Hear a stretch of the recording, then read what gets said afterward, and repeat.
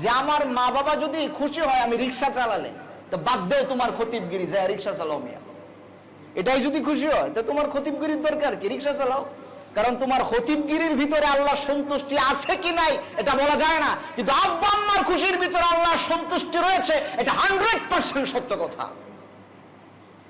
তোমার এই পেশার দরকার নেই তো, তুমি যে রিক্সা চালাও, এটাই তো তোমার আব্বা আম্মা খুশি।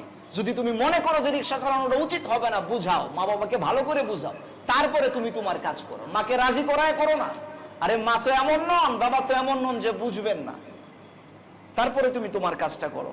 আমরা দেখেছি বাবার আর্থিক সমস্যা, স্কুলের ছেলেরা ট্যুরে যাবে, শিক্ষা সফরে যাবে, বাড়িতে টেলিফোন করেছে, মাসে মাসে যে 5,000 টাকা দেয় এতেই বাবার রক্ত ঘাম বেরোয় যায়।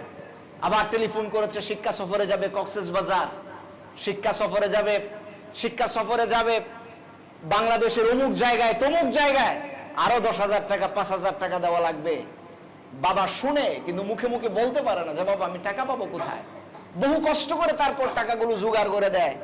বাচ্চা 5ম শ্রেণীতে পড়ে, 10ম শ্রেণীতে পড়ে, ইন্টারে পড়ে, অনার্সে পড়ে, যে বাচ্চা তার বাবার এতটুকুন কষ্ট বুঝতে পারে না, আমার তো মনে হয় বিপদে পড়লে আল্লাহ তোমার কষ্ট উপলব্ধি করবে না।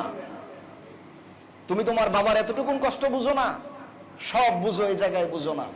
আমার যুবক ভাইরা, আজকে থেকে কলিজাকে ঠিক করে নাও, মাইন্ডকে সেট আপ করে নাও।